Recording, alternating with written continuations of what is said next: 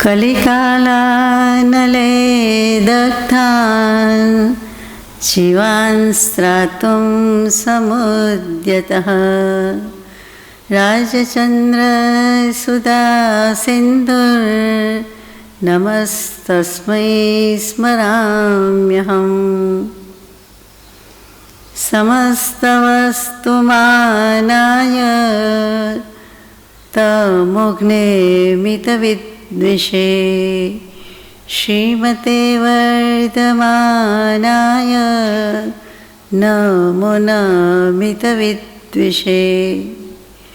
अज्ञानतिमिरान्धानां ज्ञानाञ्जनशलाकया चक्षुरुन्मीलितं येन तस्मै श्रीगुरवे नमः।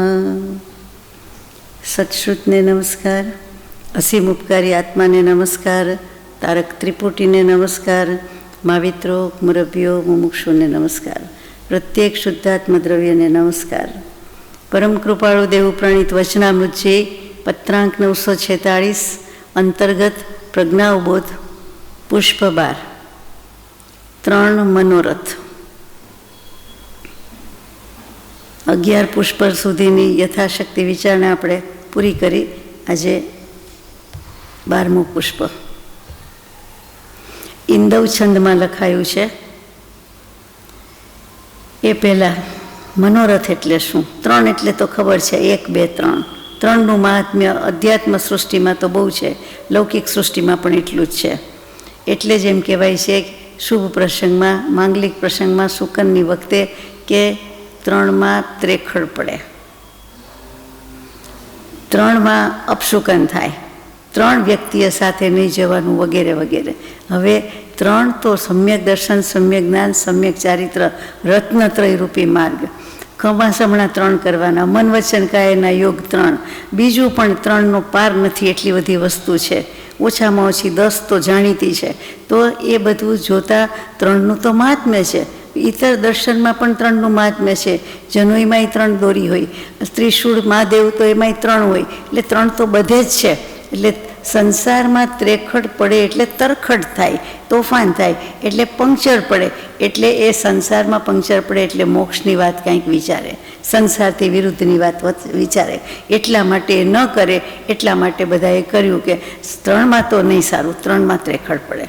એકડો 10, એકડે મીંડે 10 ને 3 વત્તા 3 તો 13, એમાં તો કેવલ જ્ઞાન. એટલે 13, 3નું ને 13નું તો ઘણું મહાત્મ્ય છે, એની બદલે આવું કર્યું. તો અહીંયા 3 મનોરથ છે એટલે આટલી જરા વાત કરી કે અહીંયા તો 3 કીધું છે. રત્નત્રય પણ એટલે 3 જ છે, અને એ સિદ્ધ કરવા, હાંસલ કરવા આપણો પુરુષાર્થ, એનું નામ 3 મનોરથ છે. હવે મનોરથ શું? મનોરથ શબ્દ આપણે એટલો બધો વ્યવહારમાં વાપરતા નથી. મનની ઈચ્છા, સ્વેચ્છા, મન કી મરજી, મનપસંદ, મન ફાવન, મન ભાવન, એવું બધું બોલીએ, પણ મનસૂબો બોલીએ, મનની મુરાદ બોલીએ, પણ મનોરથ તો કે એનું જ નામ મનોરથ. મન અને રથ, મનના વિચાર, મનની ચેતના, એનો સ્વભાવ જે છે તે, મનનો સંકલ્પ, મનનો મનસૂબો કહીએ છીએ. એટલે મન જે વિચાર કરે છે તે, પછી સંકલ્પ કરી લે છે, પછી જોરદાર દ્રઢ નિર્ધાર કરી લે છે, અને એવી રીતે મનની મુરાદ કહીએ છીએ. બધું એક એક ને એક. મનની ખોજ એ પણ મનોરથ છે. મનનો કાંઈ પણ સંકેત તો મનોરથ છે. આપણે સાદી ભાષામાં મનની ઈચ્છા, મનની મહેચ્છા, મનની ઘણી ઈચ્છા હોય, એમાં મોટામાં મોટી, મહાનમાં મહાન અને એક જ ઈચ્છા હોય તો તે મોક્ષની ઈચ્છા છે. આપણે સમજી શકીએ છીએ. આત્માર્થી મોક્ષાર્થી જીવને તો મનોરથ એક જ હોય, મુમુક્ષુને તો એક જ મનોરથ હોય, માત્ર મોક્ષ અભિલાષ જાણીએ છીએ. અને કેટલીક વાર વ્યવહારમાં મનોરથ સંભળાય તે હવેલીના ધર્મમાં, પુષ્ટિમાર્ગી સંપ્રદાયમાં ઘણીવાર એમ કે હવેલીની બહાર હોય અથવા અંદર હોય, પણ જે પ્રસંગ થતો હોય, ઉત્સવ થતો હોય, તેને મનોરથ કહેવાય. રોજ રોજનું હોય તો કે મનોરથના દર્શન કરી આવ્યા. જે માંગીના દર્શન કરે, એવી રીતે જે કાંઈ બીજું બધું થતું હશે તે દર્શન કહે છે, શણગારના દર્શન, શૃંગારના દર્શન, એવી રીતે મનોરથના દર્શન અથવા મનોરથમાં જઈ આવ્યા. એ આપણે સાંભળ્યું હશે. મોક્ષમાળા શિક્ષાપાઠ લખ્યું પરમ કૃપાળુ દેવે એટલી નાની ઉંમરમાં, તો 45મો પાઠ શ્રાવકના નથી લખ્યું, પણ ટાઇટલ આપ્યું છે કે સામાન્ય મનોરથ. એટલે એમાં સામાન્ય એટલે જનસામાન્યના, સાર્વજનિક, શ્રાવકના. વધારે વર્ગ કયો છે? મોટો વર્ગ કયો છે? જીવ અને અજીવમાં તો બંને અનંત છે, પણ પછી મોટો વર્ગ કયો કહેવાય? ત્રિરાશિમાં કયું કહેવાય? તો કે જે જીવને મોક્ષે જવાનું છે એની વાત છે કે જીવ માત્રનો એટલે સામાન્ય મનોરથ. આત્માર્થીનો, મોક્ષાર્થીનો, મુમુક્ષુનો, ઇન જનરલ કોઈ પણ મુમુક્ષુનો મનોરથ કયો હોય એટલે લખ્યું કે સામાન્ય મનોરથ. પાઠ યાદ આવી ગયો? આવી ગયો. ચાલો, આમ 3 મનોરથની આમાં વાત કરીએ છીએ. આગળ જઈએ તો ઇન્દવ છંદ મૂક્યો છે. ઇન્દવ છંદ એટલે શું? ઇન્દ્ર કહીએ એવી રીતે ઇન્દવ છંદ તો કે 23 અક્ષરનો છંદ, લાંબી લીટી આપણી ભાષામાં, વધારે અક્ષર, લાંબુ લાંબુ, અને 12 + 11 અથવા 11 + 12, મોટે ભાગે 12 અને 11 એટલે 12 અક્ષરે યતિ આવે, પોઝ આવે, રેસ્ટ આવે, વિરામ આવે, અને પછી 11 અક્ષરે આવે. 11 તો પછી છેલ્લે જ આવે, છેલ્લો અક્ષર. એટલે એવી રીતે એટલે બહુ યાદ રહી જાય કે અહીંયા યતિ કે પોઝ લેવાનો છે. એના બીજા પણ કેટલાક નામ છે. ઇન્દ્ર વિજય, મધુમાલતિકા, મત્ત ગજેન્દ્ર, મત્ત મયુર, અને જાણીતું નામ, ઘણું જાણીતું નામ તે સવૈયા. એકલું સવૈયા લખ્યું હોય તો આજે જે રાગે આપણે ગાઈએ તે 2-3 રાગે આપણે ગાઈ શકીએ. પછી સવૈયા 31, સવૈયા 23, એમાં રાગ જુદા પડે. છંદના બંધારણમાં નહીં જેવો નાનો નાનો ફેર આવે, બાકી ના આવે.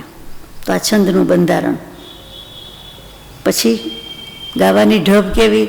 તો કે હાથી જોયો હોય તો હાથી, ચાલતો હાથી જોયો હોય તો હાથીના કાન જે દિશામાં જેમ જેમ ઝૂલતા હોય તેમ તેમ આ ગાવાની ઢબ છે. આ રાગ એવો છે, આ ઇન્દવ છંદ એવો છે. કરુણ રાગે પણ ગવાય, પણ આ એનું નામ જ એ છે એટલે જ મત્ત ગજેન્દ્ર, મત્ત મયુર છે. મયુરમાં એ રીતે કે મોર કળા કરતો હોય ને કેટલો મત્ત હોય, કાંડો ઘેલો હોય, એવી રીતે ઝૂલતો હોય, ઝૂમતો હોય રાધર, એવી રીતે હાથી ઝૂલતો હોય ને પેલો ઝૂમતો હોય, તો કે એવા જે છે તે આ રાગ છે. એટલે ચલતીવાળો રાગ હોય તો આવું લાગે. આજે જ પુષ્પમાં ગાયું સદગુરુ શ્રોત્રિય બ્રહ્મનિષ્ઠ પદ, એ જ રાગ આમાં છે. આમ જુઓ તો બહુ ફેર નથી. નીચે મૂકેલું છે મોહિની ભાવ વિચાર અધીન થઈ નાની રખું નયને પરનારી, એ જે મોક્ષમાળાનું પદ છે તે એ પણ આ જ છે રાગ. પછી કવિરાજ ગઈ સાંજ પડી, પછી તમે સાંજ પડી, પછી શું છે? તમે કેશ વિશે પડ્યા પડ્યા. પડ્યા એટલે પડ્યા, અને પડ્યા એટલે વાળ સફેદ સોનાના, અરે ચાંદીના વાળ. તો કે કવિરાજ ગઈ તમે સાંજ પડી, તમે કેશ વિશે પડ્યા પડ્યા, એટલે રાગ આવડી જાય એવું છે. બોલો એવી જ રીતે છે આ. અને અહીંયા મૂળમાં ઉપર શીર્ષકમાં મૂક્યો છે રાગ બેઠત હિ રામ, ઉઠત રામહી, બોલત રામહી, રામ રહ્યા હે. આધ્યાત્મનો રાગ છે એટલા માટે. તો આપણે શરૂ કરીએ. જે ગુરુરાજ સમાધિ રસે પરિપૂર્ણ સુખી પરમાત્મ પોતે, સર્વ વિકલ્પ રહિત થયા નહીં, કોઈ મનોરથ આત્મ જ્યોતે. આ ચલતી સદગુરુ શ્રોત્રિયવાળો.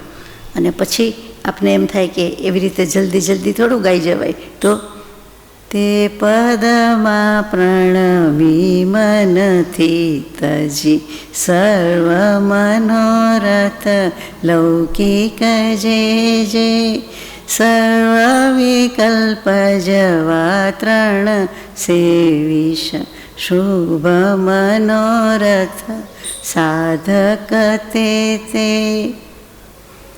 આપણે ગાવાનું નથી, આપણે સમજવાનું છે. તો જે ગુરુરાજ સમાધિ રસે પરિપૂર્ણ સુખી, આપણને એવું પરિપૂર્ણ સુખ સમાધિ રસ જોઈએ છે, વાંછા છે, ઈચ્છા છે. એ જ આ જીવનો, આ ભવનો, આપણા બધાનો મનોરથ છે. એટલે આપણે ત્યાંથી શરૂ કરીએ કે એ શું? તો કે સમાધિ રસ અને એનાથી પરિપૂર્ણ સુખી છે. તો કે વચનામૃતજીમાં જ 360મો પત્ર, પત્રાંક 360, શરૂઆત કરી કે બોધ બીજની ઉત્પત્તિ જેને હોય છે તેને સ્વરૂપથી સ્વરૂપ સુખનું પરિતૃપ્તપણું વર્તે છે. બોધ બીજની ઉત્પત્તિ વિશે સ્વરૂપ સુખને કારણે અંશે જ થયું છે આત્માનું સુખ, તો પણ એને પરિતૃપ્તપણું, સંપૂર્ણ સંતોષ થયો ગયો હોય, તૃપ્તિ થઈ ગઈ એવું છે. તો એમાં આપણને રસ છે પણ ઓછો છે. એ તો અંશની વાત આવી. કૃપાળુદેવની તો પૂર્ણની વાત છે, પરિપૂર્ણ સુખી છે. તો કે જ્યાં પૂર્ણ કામતા છે, પૂર્ણ કામપણું છે, ત્યાં સર્વજ્ઞતા છે. જુઓ, વચનામૃતજીમાં પત્રાંક પણ 360 ડિગ્રી, અંશ એટલે વર્તુળ, વર્તુળ એટલે સર્કલ, સર્કલ એટલે ચક્કર, ગોળ ચક્કરડું જે કયો તે, પરિભ્રમણનું નહીં, મોક્ષે જવાનું ચક્ર. તો કે એમાં 360 એટલે તમે જ્યાંથી પણ કરો ત્યાંથી આનંદનો કંદ જ છે. કંદમૂળ જ્યાંથી પણ હોય, ગમે ત્યાંથી હોય, ઉગી જાય અને આપોઆપ ઉગી જાય. એમને ઉપશમ રસને અમી રસનો કંદ કહીએ છીએ. સ્તુતિમાં ભગવાન તીર્થંકર દેવને કહીએ, કૃપાળુદેવને કહીએ, પરિપૂર્ણ સુખી છે. એ ઉપશમ રસનો દરિયો છે, ભર્યો છે, પૂર્ણ છે, પરિપૂર્ણ છે, સંપૂર્ણ છે. એટલે એવા, એટલે કેવું બ્રહ્મચારીજીએ કૃપાળુદેવને અંજલિ આપી દીધી, દશા કહી દીધી, જે ગુરુરાજ સમાધિ રસે પરિપૂર્ણ સુખી પરમાત્મ, પોતે પરમાત્મા દશા છે, પોતે પરમાત્મા થયા છે. 13મે ગુણસ્થાન કે કેવલ જ્ઞાન કહેવાય. આ પરમાત્મા થયા છે. અને કૃપાળુદેવનું પોતાનું વચન છે, 680માં પણ છે, બીજે પણ છે. તો એવી પૂર્ણકામતા, સર્વજ્ઞતા પ્રગટાવી. એટલે ત્યાં સર્કલ કીધું, વર્તુળ કીધું, ત્યાં જ આપણને સમજાય કે એમાં કોઈ અંશ બાકી રહ્યો નથી. 360 ડિગ્રી. અને ખૂબી છે, યોગાનુયોગ છે કે પત્રાંક પણ 360 છે. તો આવા પરમ કૃપાળુદેવને અંજલિ આપી, યાદ કર્યા છે બરાબર, ને યાદ રહ્યા જ છે, રાખેલા છે. શું કામ? સર્વ વિકલ્પ રહિત થયા, એટલે કે બધા વિકલ્પનો નાશ, ત્યાગ થઈ ગયો, નિર્વિકલ્પ થઈ ગયા. નહીં કોઈ મનોરથ આત્મ જ્યોતે. હવે કૃપાળુદેવને મોક્ષની ઈચ્છા પણ નથી, એમ કહ્યું, સ્પૃહા પણ નથી, એ પદની પણ ઈચ્છા નથી. એવી રીતે કોઈ મનોરથ બાકી રહ્યો નથી. તેવા પરમ કૃપાળુદેવ તે પદમાં પ્રણમી મનથી, તેવા પદમાં, તે પરમાત્મા પદમાં હું પ્રણમન કરું છું, પ્રણામ કરું છું, મનથી નમસ્કાર કરું છું. કેવી રીતે? મનથી કીધું છે કે ન મન એટલે ન હાઈફન પછી મન, ન ડેશ મન, એટલે કે મન હોવા છતાં મન મૂકીને, મન છોડીને, એટલે કે સંકલ્પ વિકલ્પનો ત્યાગ કરીને, હે પરમ કૃપાળુદેવ, હું આપને પ્રણામ કરું છું, નમસ્કાર કરું છું. કેવું? તો કે સર્વ મનોરથ લૌકિક જે આ ભવના, આ દુનિયાના લૌકિક મનોરથ, સાંસારિક સુખની કોઈ પણ ઈચ્છા મહેચ્છા હોય, ધનની, માનની, સ્વજનની, સન્માનની, એ બધી જ હું ઓસિરાવી દઉં છું, બધી એક બાજુ મૂકી દઉં છું. અને હું આ પદમાં પ્રણામ કરીને આપની પ્રાર્થના કરું છું, યાચના કરું છું. પોતે જે નિર્વિકલ્પ થઈ ગયા પરમ કૃપાળુદેવ, તેને હું વિકલ્પ જવા માટે આવી રીતે ન મન વિનાનો થઈને, સંકલ્પ વિકલ્પનો ત્યાગ કરીને હું તમારા ચરણ કમળમાં નમન કરું છું. નમનમાં આવી જ ગયું કે મન મૂકીને, મન સિવાય, એટલે કે શૂન્ય મનસ્કની પણ અમનસ્ક યોગ હેમચંદ્રાચાર્યજી કહે છે, તેવી રીતે હું નમસ્કાર કરું છું. અને જુઓ કે નમસ્કાર કરતી વખતે, વંદન નમસ્કાર, નમન નમસ્કાર વખતે આપણને ઉત્કૃષ્ટ ભાવ હોવાનો જ. જો આગળ પાછળની ઉતાવળ ન હોય તો એ વખતે મોટે ભાગે જીવને ઉત્કૃષ્ટમાં ઉત્કૃષ્ટ, પરમમાં પરમ ભાવ આવે કે ભગવાનના ચરણ કમળમાં પહોંચી ગયા, આવી ગયા. અને હવે આપણે નમસ્કાર કરીએ છીએ, અને હવે આપણું સ્થાન લઈએ છીએ, બેસીએ છીએ, અને હવે ભક્તિ વાંચન શરૂ કરીએ છીએ. તો એ વખતે આપણને ભાવ હોવાનો છે કે બધેથી પરવારીને આવ્યા, અને પછી સંપૂર્ણ નિવૃત્તિ લઈને હવે થોડી વાર બેસવાના જ છીએ, એમ કરીને આપણે કરીએ છીએ શરૂ. એટલે આપણને ત્યારે પરમ વિનય કૃપાળુદેવ છે સામે, એના પ્રત્યે હોય જ, હોવો જ જોઈએ. એ જે પરમ વિનય કયો, આદર કયો, સન્માન કયો, અને એમાં નમસ્કાર કરીએ, તેની વાત છે. તો બધા પ્રકારના હું લૌકિક જે કંઈ છે તે મનોરથ છોડી દઉં છું, અને હું નમસ્કાર કરું છું. સર્વ વિકલ્પ જવા 323 શુભ મનોરથ સાધક તે જે કોઈ સાધક છે તે આ સર્વ વિકલ્પ જવા, મારા લૌકિકો એ બધા છોડીને પણ નમસ્કાર કરવું એટલી વાર નહીં, પણ થ્રુઆઉટ જીવનાંત સુધી. એટલે હવે કોઈ વિકલ્પ ન જોઈએ, તો એ વિકલ્પ જવા માટે હું 3 વિકલ્પ જવા માટે હું 3 મનોરથ સેવન કરું છું, શુભ મનોરથ, કે જે મારી સાધનામાં પરમ સહાયક થાય, પરમ મદદ થાય. એમ સાધક વિચારીને આ રીતે નમસ્કાર કરે છે. અહીંયા કૃપાળુદેવને અંજલિ સુંદર આપી છે. કેવી સુંદર રીતે બધું આવી જાય, દશા એવી રીતે યાદ કર્યા છે. પછી કરનાર કોણ છે, લખનાર કોણ છે? પરમ પૂજ્ય બ્રહ્મચારીજી. પછી બીજી કડી, કાળ અનંત ગયો મમતા વશધારી પરિગ્રહ ભાર, અરે રે મોહ વશે નહીં દેખી શકે, દુઃખ જન્મ જરા મરણે જ ફરે રે. હિંસક વૃત્તિ નહીં છૂટતી હજી નિર્દયતા સુખ કાજ ધરે રે, ટાળ હવે મન ઇન્દ્રિય સુખની ચાહ ગણી વિષદા ખરે રે. કવિ સંમેલન હોય તો કવિરાજ બધા ધીમે ધીમે બોલતા હોય, પઠન પાઠન કરતા હોય. આ લાંબી લીટી છે એટલે આવી રીતે આવી શકે. ગઢવીને સાંભળો તો એ તો વળી એકદમ લલકારે, આવું લાંબુ લાંબુ જોઈ દુહાને બધું, અને પછી આગળ જાય. તો કાળ અનંત ગયો મમતાવશ, મેં અનંતકાળ આવામાં જ કાઢી નાખ્યો, મમતાથી કાઢી નાખ્યો. ધારી પરિગ્રહ ભાર, એટલે કે પરિગ્રહનું વજન વધાર્યું. ધારી એટલે ધારણ કર્યું, યાદ રાખ્યું. આગલા ભવનો પરિગ્રહ, આ ભવનો પરિગ્રહ, એના કરતાં ધારીમાં વહુ ઉમેરી દેવા જેવો છે કે મેં વધારીને વજન ભાર વધારી દીધો પરિગ્રહનો. અરે રે, એકદમ અફસોસ કરે છે કે અરે રે મેં આવું કર્યું. આશ્ચર્ય, અહોભાવ, અને અહીંયા તો અફસોસની વાત છે કે અરે રે મેં આવું કર્યું. મોહ વશે હું દુઃખ પણ દેખી શક્યો નહીં. આ દુઃખમય છે. કયા મોહને કારણે? મોહ ઇન જનરલ સ્નેહ છે? ના, અહીંયા મોહ એટલે દર્શન મોહ. આગળ દર્શન લગાડવાનું, મિથ્યાત્વ. દર્શન મોહને કારણે મને કાંઈ દુઃખ દેખાયું જ નહીં, કે હું દુઃખી છું, હું અજ્ઞાની છું, હું મિથ્યાત્વી છું, એવું કાંઈ મને લાગ્યું જ નહીં. અને જન્મ જરા મરણના દુઃખ સહન કરતો ગયો, અને એ દુઃખમાં ને દુઃખમાં હું ફેરા ફરતો રહ્યો છું. સાચી વાત છે, આપણી વાત છે. આપણે એવા અણસમજુ છીએ, આપણને એટલી ખબર નથી પડતી.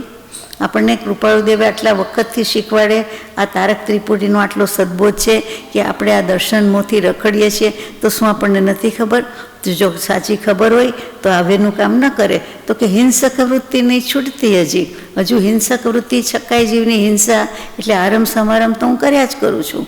નિર્દયતા સુખ કાજ ધરે રે, મારા સુખને માટે હું નિર્દય થઈને, દયા વિનાના થઈને પણ અમે કેટલી બધી હિંસા કરીએ છીએ. શું પૃથ્વી કાંઈ, શું આપણે ચાલતા નથી? શું વજન નથી કરતા? ધરતી ઉપર કયું વજન નથી આપતા? બધું જ. પછી અપકાય, પાણી નથી વાપરતા? વાપરીએ જ છીએ પુષ્કળ.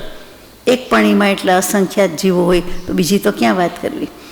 તો તેવું કાંઈ અગ્નિ કાંઈ નથી યુઝ કરતા? એ જ કરીએ છીએ. વાયુ કાંઈ, હવા, એર કન્ડિશનર, પંખા જોઈએ છે આપણને, હવા ગમે છે, તો એ નથી? હિંસા છે.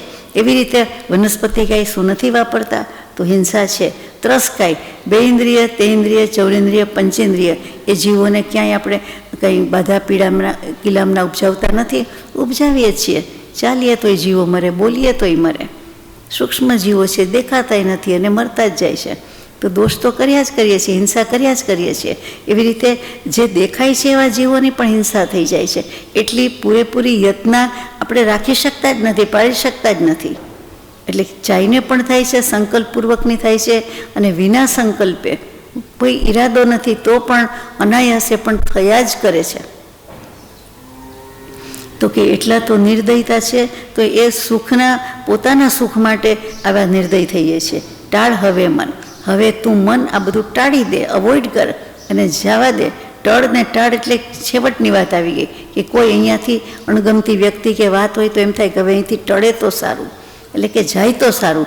તો આ મનને આપણે કહેવાનું છે કે હે મન, હવે તો સમજ, હે આત્મન સમજ, આ બધું મનમાંથી કાઢી નાખ. ઇન્દ્રિય સુખની ચાહ ગણી વિષદાહ ખરે રે.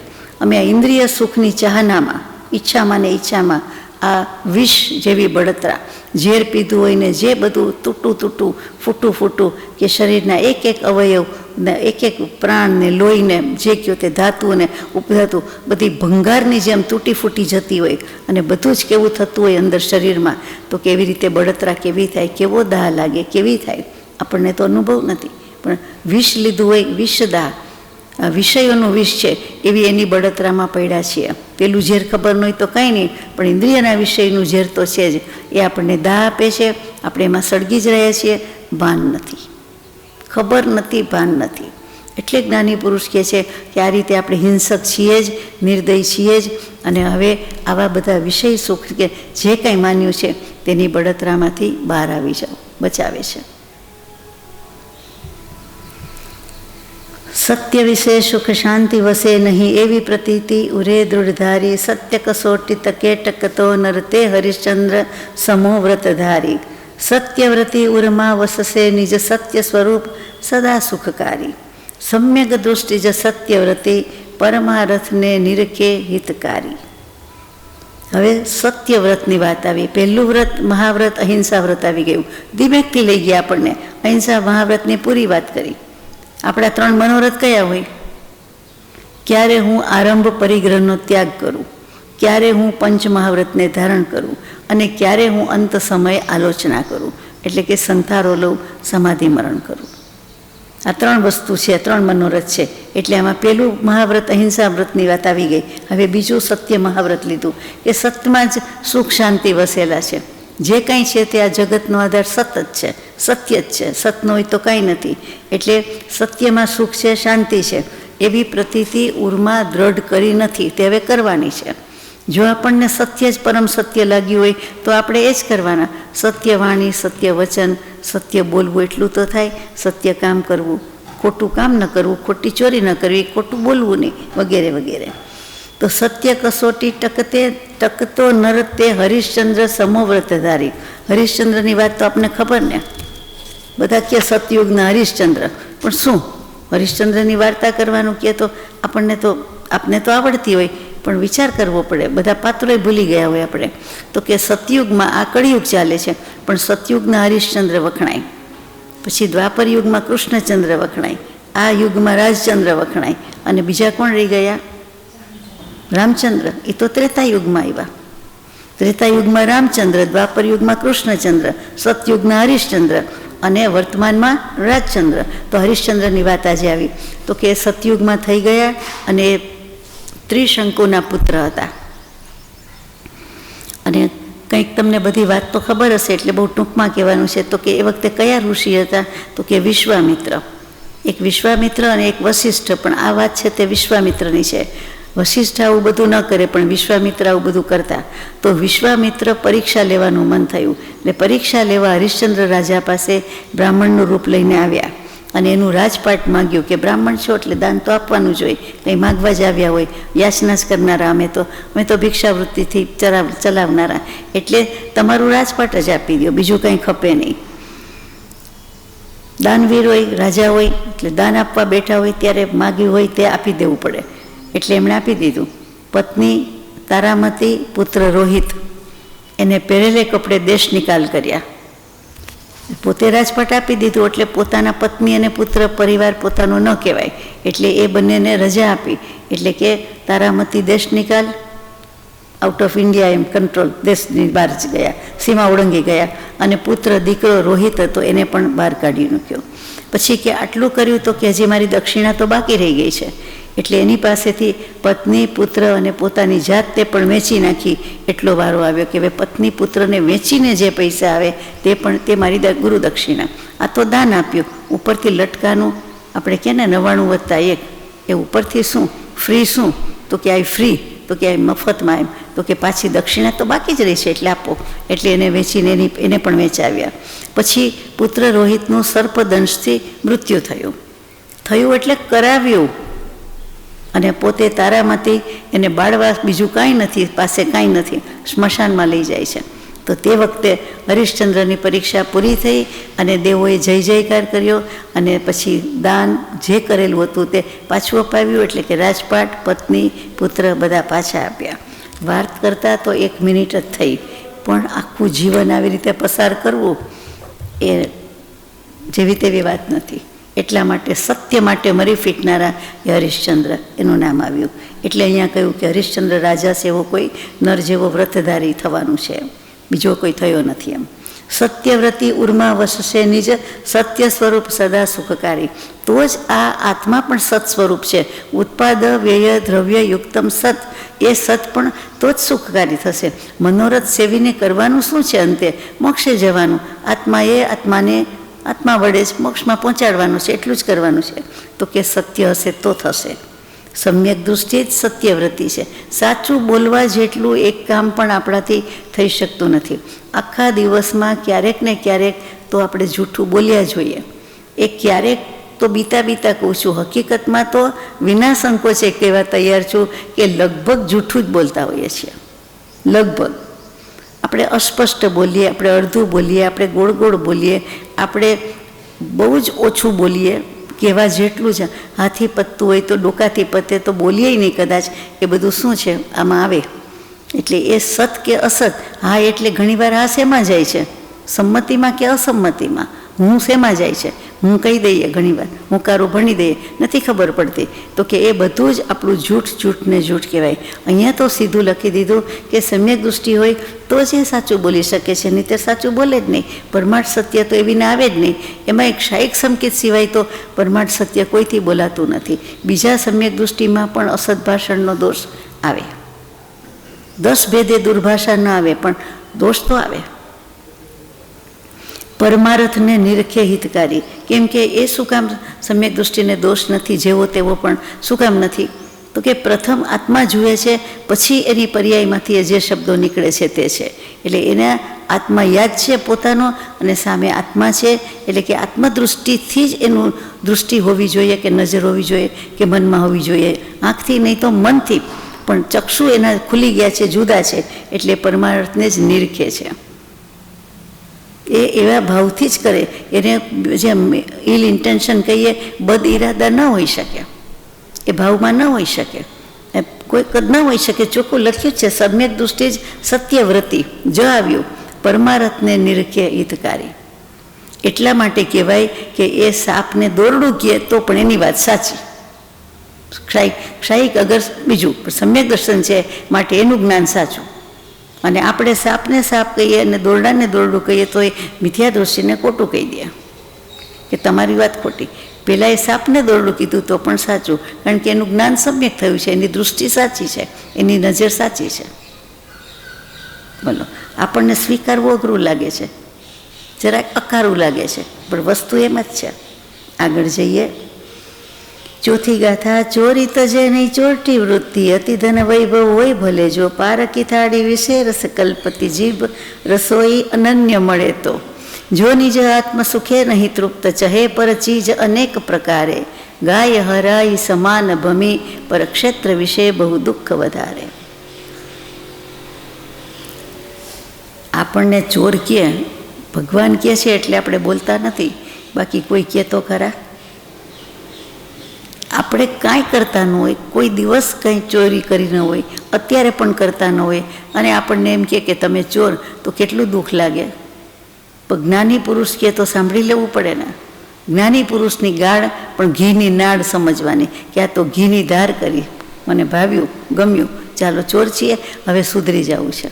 તો ચોરી તજેની ચોરટી વૃત્તિ, જેની વૃત્તિ ખરાબ છે એ ચોરટી વૃત્તિ, આપણે ચોર છીએ જ, 3 ભુવનના છીએ. અતિ ધન વૈભવ ભલે હોય, પણ પારકી થાળીનું ભોજન વધારે ભાવે. તૈયાર માલ અને પારકી થાળી, ઘરના એ ગમે એટલી રસોઈ સુંદર કરી હોય, પણ બીજાની થાળી, બીજાની મીઠાઈ વાનગી, મિષ્ટાન ફરસાણ વધારે સારા લાગે. જીભ રસોઈ અનન્ય મળે તો. અનન્ય ગમે તેટલી પોતાની શ્રેષ્ઠ હોય, પણ પોતાની મૂકીને પારકી હોય તો એને મીઠી લાગે છે. આપણો અનુભવ છે. મીઠું કહેવું પડે, વખાણ કરવા પડે, વખાણ કરવા જોઈએ, શિષ્ટાચારની વાત નથી, પણ સામાન્ય રીતે એ ભાવે. ચેન્જ પોતાનું કંઈક હોય એના કરતાં રોજ કરતાં જુદું સારું, એટલે કે સારું છે, સરસ છે, બહુ સરસ છે. તો પોતાના ઘરનાનું નહીં. અને કેટલાકને પોતાના ઘરનું જ ભાવે, કે બીજું બધું જ ઠીક છે, ચાલો એ જે હોય તે. આ તો આમાં દૃષ્ટાંત મૂક્યું છે એટલે કહું છું કે મીઠું લાગે. તો આપણે એવા ચોરી શું કરીએ? તો કે આપણે પરદ્રવ્યને પરભાવ વિશે જ રાજતા હોઈએ તો આપણને ચોર કહે કે નહીં. પરસંગ એટલે પ્રસંગ, આપણને કંપની ગમે, સંગ ને પ્રસંગ ગમે, તો એ પરભાવને પરદ્રવ્ય થયા કે બીજું કંઈ, પર પદાર્થ થયા કે બીજું કંઈ. એવી રીતે કોઈ પણ રીતે તો આપણે સ્વસંગે પોતે પોતાના સાથે તો રહેતો જ નથી, એ કોઈને કોઈ વસ્તુ સાથે જ રહે છે. હું પુસ્તક વાંચું તો પુસ્તક સાથે રહેતા હોય એવું કહેવાય, આપ માળા કરતા હોય તો માળા સાથે રહેતા હોય એવું લાગે. પછી કંઈ ગાતા બજાવતા હોય, વગાડતા હોય તો આપણને એમ થાય કે સંગીત સાથે રહીએ છે. એવી રીતે હાથમાં ફોન હોય, ફોનમાં વાંચતા હોય, જોતા હોય તો એમ થાય કે ફોનના માધ્યમથી વાંચીએ, સાંભળીએ છીએ, તો કોઈને ને કોઈની સાથે જ છીએ એમ કહેવાય. પોતે એકલા ક્યારે પડે છે વિચારવાનું, એકલા પડે તો ઊંઘી જાય છે, સૂઈ જાય છે, પ્રમાદ કરે છે. તો નિજ આત્મ સુખે નહીં તૃપ્ત, આત્માનું સુખ તો ચાખ્યું નથી, એમાં જવાનું કાંઈ છે નહીં, તૃપ્તિ છે નહીં, સંતોષ નથી. બધી ઈચ્છા કઈ હોય પરની જ થાય. પેલી તો ખબર નથી પોતાના ઘરની, એટલે પરચીજ અનેક પ્રકારે એ બીજાની ચીજમાં, બીજી વસ્તુમાં જ રસ છે. બીજી વસ્તુ એટલે બીજું કાંઈ ન રાખવો તો દેહ છે એને પરદ્રવ્ય કીધું છે. દેહ અને આત્મા જુદા દ્રવ્ય છે. દેહ જળ છે અને આત્મા ચેતન છે. બંને દ્રવ્યની જાતભાત નાત નોખી છે, અનોખી છે, એટલે જુદી જ છે. એટલે એને પણ પરમાં કહી દીધું. માનો કે એકલો જીવ ગુફા મારીએ તો દેહ તો એનો ભેગો જ છે ને, તો એને પરનો સંગ તો છે જ, પણ પોતાની કાયા એવું પર, એનાથી તો છૂટું પડી શકાતું નથી. એ આમ જ છૂટું પડે છે, ભેદ પાડીને જ, બીજી રીતે છૂટું પડતું નથી. માટે ભેદજ્ઞાન અનિવાર્ય છે. ગાય હરાઈ સમાન ભમી. હરાયું ઢોર એટલે કે રખડતું, રજડતું, રસ્તે રજડતી ગાય, એના જેવું પરક્ષેત્ર વિશે બહુ દુઃખ વધારે. એમ બીજા ક્ષેત્રમાં પણ ફરી ફરીને ચારે ગતિમાં કોઈ એક અણુ જેટલી જગ્યા બાકી રાખી નહીં. અને આપણે જન્મ મરણ કર્યા જ કર્યા. આ શું આપણને શોભે કે રીત કહેવાય આપણી, પણ કર્યું એવું હજુ ચાલુ રાખ્યું છે. અને પછી ગાય રખડતા ઢોરની જેમ બધે જ મોઢું નાખે, બધે જ ખાવા જાય, બધે જ આહાર સંજ્ઞા મજબૂત હોય, એટલે દ્રઢ હોય એટલી બધી, અને જ્યાં ત્યાં માથું નાખે, મોઢું નાખે, સીધી ચાલી જાય એમ નહીં. અને રસ્તા પર ફ્રીવે હાઈવે ઉપર જાય તો પછી એ રખડતું ઢોર જ કહેવાય ને, અને એને ડફણા ખાવા પડે છે. તો આપણે આવું કરીએ, ચોરી, પરદ્રવ્ય, પરપ્રસંગ, પર પદાર્થ, એમાં જ ભાવ, તો આપણે ડફણા જ ખાવાનો વારો, સંસારમાં બધી ગતિમાં માર ખાવાનો જ વારો આવ્યો છે અને ખાતા જ રહીએ છીએ. તો પણ આંખ ખુલતી નથી આપણી કે હવે આપણે મનોરથ 3 કરીને પહોંચી જવાનું છે. ક્યાં? મોક્ષમાં. હજુ તો ઘણું દુઃખ બાકી છે. 5મી ગાથા છે, કામ વિકાર વશે જીવ ઝૂરી સહે અતિ દુઃખ ભવો ભવ ભારી, સ્પર્શ વિયોગ નહીં કદી તેથી અનાદિ વધી નીચ વિષય જારી. આટલું લઈએ પહેલાં. હવે ચોથા વ્રતની વાત આવી ત્રીજામાંથી, કે બ્રહ્મચર્ય વ્રત. એની જો હોય તો અલગ વાત છે, ન હોય તો કે કામના વિકારથી, વિષયના વિકારથી, એટલે એક વિષયના નહીં, 5 વિષયના છે. આમાં ભલે એકને સંબોધીને લખ્યું તો કે 5 ઇન્દ્રિયના વિષય તો 23, 27, 28 શ્વેતાંબર દિગંબર આમનાયથી, પણ એના વિકાર 240, મતાંતરે 252. તો કે એ બધા વિકારો લઈ લીધા, અને મુખ્યમાં મુખ્ય કામ વિકાર. તો કે એને વશ થઈને જીવ ઝૂરીને તડપીને દુઃખ સહન કરે છે, અતિશય દુઃખ સહન કરે છે. અને ભવો ભવ, આ દુઃખ તો વધારતો જ ગયો છે, ભાર તો છે જ. કેમ કે દરેક ભવના એને સ્પર્શેન્દ્રિય તો હતી ને હતી જ. એકેન્દ્રિયનો અનુભવ તો એને એકેય ભવ એવો નથી કે એકેન્દ્રિય ન હોય. એટલે કે અનાદિકાળથી કયો, અનંતકાળથી શરૂ કરેલું છે સ્પર્શેન્દ્રિયનો અધ્યાસ એટલો બધો છે કે એ છોડતા, એ ત્યાગ કરતા એને અત્યારે પણ આકરું લાગે છે. સ્પર્શ વિયોગ નહીં કદી એનો વિયોગ થયો જ નથી. તેથી અનાદિ વધી નીચ વિષય જારી. આ વિષય વાસના એ જારી, બંને અર્થ કન્ટિન્યુ થયા છે, અને આ રીતે લાલસા વાસનામાં પડી રહ્યો છે. મૂળ મહાન પરિગ્રહનું, એનું મૂળ શું છે? એટલે કે આ એનું મૂળ નહીં, એ પોતે કોનું મૂળ છે? તો કે પરિગ્રહનું મૂળ છે. શું કામ આ બધું કરવું પડે છે? તો એકમાંથી 2 થઈએ, 2-4 થઈએ, વધારે થાય એટલા માટે આ બધું કરવું પડે. આજીવિકા, ઘરનો ખર્ચ કેમ વધી ગયો? એકલા હતા તો કેમ ઓછો હતો? અને પછી પોતે એકમાંથી 2-4 થાય તો કેમ વધે? સમજી શકીએ છીએ કે મોર હેડ્સ મોર લાયબિલિટીઝ. તો પરિગ્રહ વધારવો પડે, કરવો પડે, આજીવિકા કરવી પડે. એ શું? એનું મૂળ્યું શું? તો કે અબ્રહ્મ સેવન, એટલે કે સંસાર માંડ્યો તે. રતિવૃત્તિ હણે સત્સંગતિ સાચી. પાછી એની કામવૃત્તિ વધે છે, એટલે સત્સંગતિ, જે કંઈ સત્સંગનો ટાઈમ મળતો હોય કે કરવું હોય, એમાંથી એ ઓછું થઈ જાય છે, લગભગ નિર્મૂળ જ થઈ જાય છે, નાબૂદ થઈ જાય છે. કાં તો હતું જ નહીં, કાં હોય તો થોડુંક ઓછું થઈ જાય, નાબૂદ થઈ જાય, અને આવતા તો વાર જ લાગે છે. આ કળીકાળ વિશે અતિ દુર્લભ, સજ્જન યોગ કરે જ અયાચી. આ કળીકાળમાં અતિશય દુર્લભ છે, આવું ક્યાંય કોણ આપણને. બધા સંસારી જીવ સંસારમાં જ લઈ જાય, સંસારમાં જ પડે. તો આપણને એક સજ્જનો, સત્પુરુષો, શાણા પુરુષો યાને જ્ઞાની પુરુષો, તે જ આપણને આવું સાચું કહે. અને એની સંગતિ, સજ્જન યોગ એટલે સત્પુરુષની, સદગુરુની જે કહો તે સંગતિ છે, એટલો સંગ હોય, સત્સંગ હોય તો એ જ અયાચી કરે. એટલે કે આપણને ભૌતિક સુખના ભિખારીપણામાંથી છોડાવે. અયાચકપણું, યાચક તો છીએ, કંઈ ને કંઈ ઈચ્છીએ અને માગીએ છીએ, તો કે આ તો ભૌતિક સુખની વાત છે.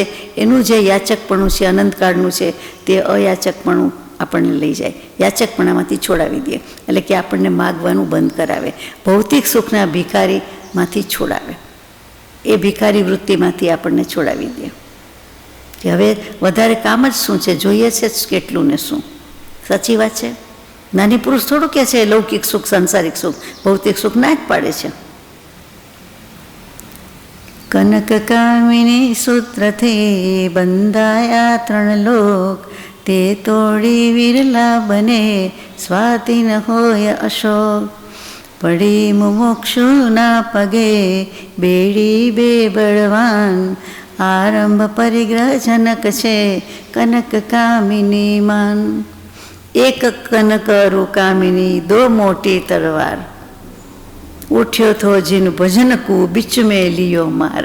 માંડ માંડ કંઈક ભક્તિ ભજન કરવા સન્મુખ થયો તો એક કનક એટલે સોનું, એટલે પરિગ્રહ, કોઈ પણ રીતે પરિગ્રહ, અને કામિની સંગીની, જીવન સંગીની, જીવન સાથી અને જીવન સંગીની, જે કયો તે. તો કે એને કારણે આ બધો સંસાર ઊભો થયો. આ સઘળા સંસારની રમણી નાયક રૂપ, એ ત્યાગી ત્યાગ્યું બધું કેવળ શોક સ્વરૂપ. તો કાંઈ વાંધો નથી. બોલો, પરિગ્રહનું મૂળ કહી દીધું. આગળ જઈએ, 6ઠ્ઠી ગાથા. ધર્મ ભૂલે ધનમાં જન્મા, મન લાભ થતા બહુ લોભ વધે છે. લોક ગણે ધન ઉત્તમ સાથી, મળે સુખ ને યશ લોક વધે છે. એ સુખને યશ કાયમ કો નર, આજ સુધી ધનથી નથી પામ્યો. તોય ગમાર વિચાર કરે નહીં, આંધળી દોડ થકી ન વિરામ્યો. આપણને ગમાર કહે, પેલા આપણને કેવા કીધા, ચોર કીધા, હવે ગમાર કહે. આપણને ઊંઘ આવે એવું કામ છે? દુઃખ લાગે કે નહીં? જમવાનું આજ ભાવવાનું છે, નહીં ભાવે. ધર્મ ભૂલે, શું કામ? ધનમાં જનના મન. આ જન ધર્મ ધર્મ કહી કર્મ ઉપાર્જી પટકે, ધર્મ ભૂલી જ જાય છે, અને લાભ થતાં બહુ લોભ વધે છે. મહાવીર સ્વામીની દેશના, અંતિમ દેશના ઉત્તરાધનજી સૂત્ર, એમાં એક અધ્યાયમાં જહા લાહો તહા લોહો, જ્યાં લાહો એટલે લાવ, લાભ થાય છે, ત્યાં વધારે લોહો એટલે લોભ થાય છે. જ્યાં લાભ વધે ત્યાં લોભ વધે. પરિગ્રહ હંમેશા એમ જ વધે. ફાયદો થતો હોય, નફો થતો હોય એટલે આકાંક્ષા, તૃષ્ણા વધતી જ જાય. ખોટમાં ધંધો હોય તો કરીએ એવું, મૂકી દઈએ એક બાજુ. આ લાભ વધે છે એટલે વધારે વધારે ઓર એન્ડ મોર એ થયા કરે છે. લોકગણે ધન ઉત્તમ સાથી. આપણને પૂછે છે કે બધા ધનને ઉત્તમ સાથી માને છે, તો કે લૌકિક પ્રમાણે ધન હોય તો એ સુખી કહેવાય, ધન હોય તો એ યશવંતો કહેવાય, કીર્તિ વધે એની. એમ લોક વધે છે, એમ લોકવાયકા છે. નહીં તો આપણે શું કહીએ, બ્રહ્મચારીજીએ પ્રજ્ઞાબોધમાં આવું લખ્યું છે, માટે ધન તો ઈચ્છીએ જ ને. આપણે વર્ત કરી બેસીએ એટલે ચોખ્ખું લખ્યું કે એમ લોકવાયકા છે, એટલે લોક વધે છે, લોકો કહે છે, હું નથી કહેતો એમ. એ સુખને યશ કાયમ કોનર, આજ સુધી ધનથી નથી પામ્યો. એ આત્માનું સુખ અને આ યશ કોઈ દિવસ માણસ પોતાના ધનથી પામ્યો નથી. પૈસો money cannot bring you happiness. સાચી વાત છે. એ સગવડ આપશે, સુવિધા આપશે, પણ સુખ આપી શકશે નહીં. અપ્રાપ્ત હોય, મેળવતાય દુઃખી, મેળવ્યા પછી પણ દુઃખી, વાપરતાય દુઃખી. કાલે જ આવ્યું હતું. એ ગમે તે રીતે આગળ પાછળ દુઃખ જ છે. પાપ તો છે જ, દોષ તો છે જ, પણ દુઃખ પણ એટલું જ છે. તોય ગમાર, આપણને ગમાર કીધા. ગમાર નોટ તો આવડતો નથી પણ કહી દીધા છે. પામર આપણે કહીએ, રોચું કહીએ ભાષામાં. અને ખરો શબ્દ ગમાર ક્યાંથી આવ્યો તો કે ગ્રામ એટલે ગામડું. ગ્રામ આપણે કહીએ ને, ગામ, નગર, શહેર, પૂર, પાટણ, એવી રીતે નાનું એટલે નાનું ગામડું, એ ગ્રામ એટલે નાનું ગામ. પછી ગ્રામાચારી એટલે આપણે ગામડીઓ કહીએ કે ગામડીયણ કહીએ કે ગામડામાં રહેનારી. હા, એના ઉપરથી ગ્રામાચારી ઉપરથી ગમાર શબ્દ આવ્યો એટલે ગમાર કીધા. પણ આમાં તો બુદ્ધિના કહી દીધા. પેલું તો ખાલી રહેવાનું હોય, તો બધા નાના ગામમાં તો ઘણા રહેતા હોય, પણ આ તો બુદ્ધિથી આવી ગયું કે બુદ્ધિ નથી, સમજણ નથી, ખબર પડતી નથી, ભાન નથી પડતી કે આપણે આવું ન કરાય. તોય ગમાર વિચાર કરે નહીં. આપણે ક્યાં વિચાર કરીએ છીએ? આંધળી દોડ થડકી ન વિરમ્યા. આરામ લેતો જ નથી, નિવૃત્તિ લેતો જ નથી. એકની પાછળ બીજો, બીજા પાછળ ત્રીજો.